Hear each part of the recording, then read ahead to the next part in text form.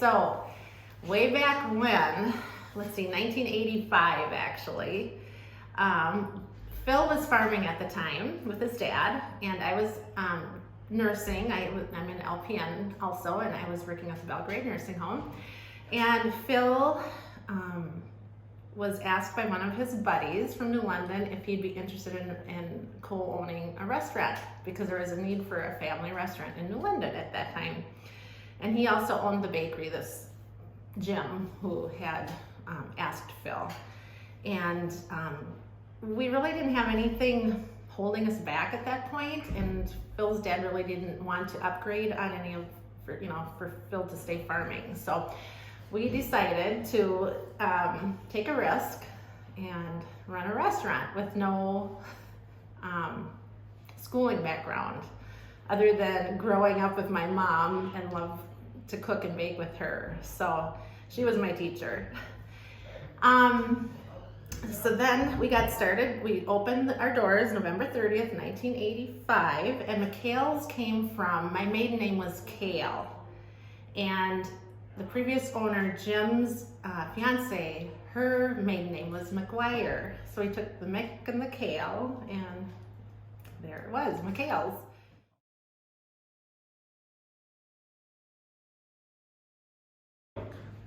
So actually, we started catering right away, like 2 years into owning the restaurant. Our food suppliers said, for better cash flow, I think you should really start catering, because that's getting to be a big thing, And so we did. He helped us get started with that and started catering.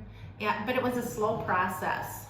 And I remember that we really got busy with catering when like websites became popular. And then we would get just people from all over calling us, and it kind of took off from there.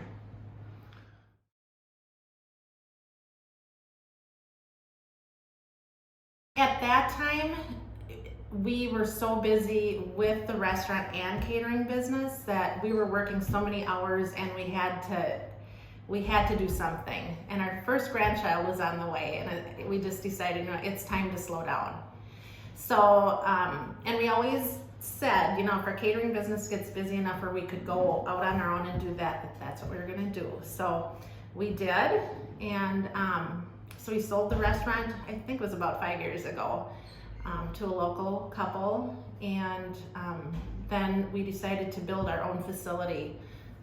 After looking around, trying to figure out what to do, but we ended up building a new facility here, so.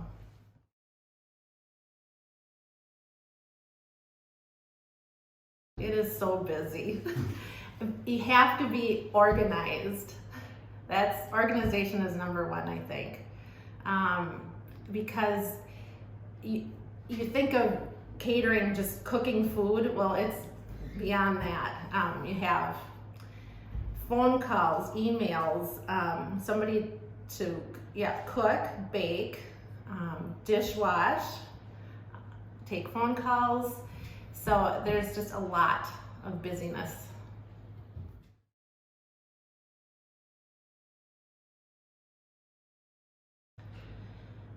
I think our main purpose is to serve good food, good quality food.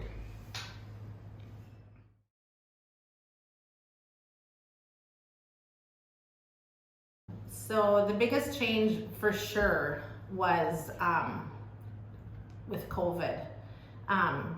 Before, any drastic change would be more employee related, where if we had somebody supervise or manage and they would quit, it would be for Phil and I just to take all that back over and work even harder.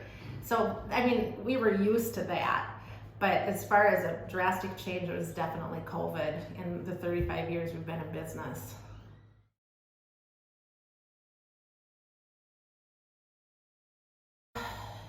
It was, we had to think outside the box and a whole new way of thinking of how we are going to serve people.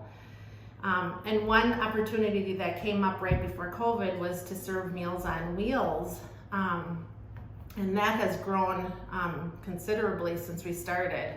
a year ago last January. So that got us through this past year, because Meals on Wheels is essential for the elderly.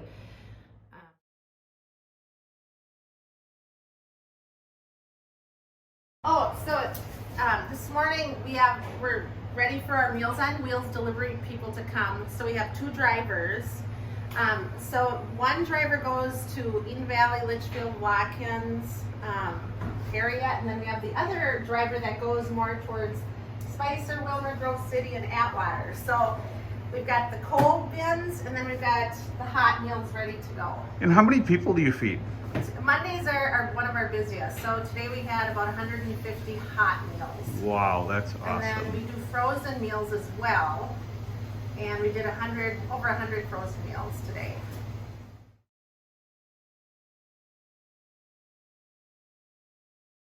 So with Meals on Wheels, so that's a Monday through Friday commitment, and we serve, let's see, anywhere from 750 to about 800 meals a week.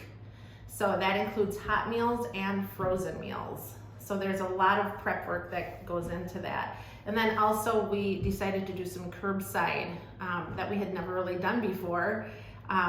And we're doing heat and eat meals that people can pick up, and then they can heat them on their own. So we do those on Thursdays and Fridays. So one big change for Phil and I is that weekends used to be our busiest time by far with doing weddings and church events, but now without doing some of those things, we have weekends off, which has been really nice.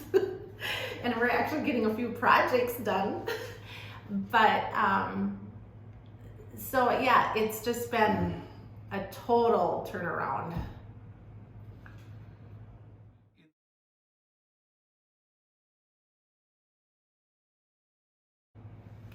I know, and that's really important, is to find the time to do that. And for me, mornings are the best time. And even if I'm driving to work is a good time for me. It's quiet, I can think, it's early, and but prayer is definitely the biggest thing for me. And at night, usually that's when I open up my devotional books, do that, and then during the day, if I'm scrolling doing Facebook, I'm always checking in on Pastor Todd's 1-minute devotionals, and I have a lot of positivity quotes that come up on my phone as well that really help. And Jesus Calling is another one. So throughout the day, I'm doing all that.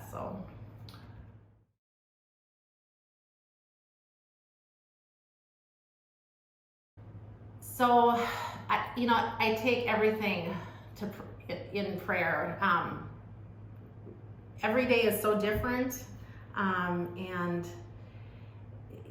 it's just so important to me. I mean, I grew up in a Christian family, and it started early, where I knew that prayer and being a part of a church is so important. And it's just been so different now without being actually in church. But there are other ways, with online worshiping, and which has been great.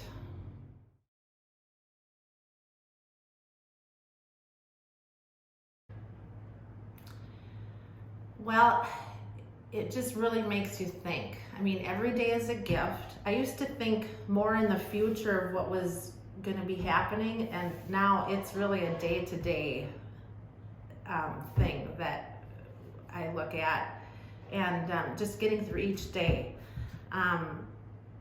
But yeah, to make some changes, I think as far as weekends and spending more time with family, and how much we've taken that all for granted, I know, so we'll see what happens. And maybe we're just gonna have to hire some more help to accomplish some of those things.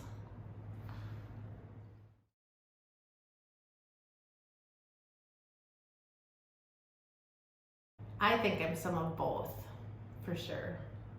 How are you, Martha? By continually serving others, being in the kitchen and doing all those things that need to get done to make a meal happen and to be hospitable. And as far as Mary, for me, I need to take the time. Before COVID, it was going to church, singing in the choir, which I love, doing the feast meals. But that would be Martha too, I guess. But anyway, so I think I am some of both.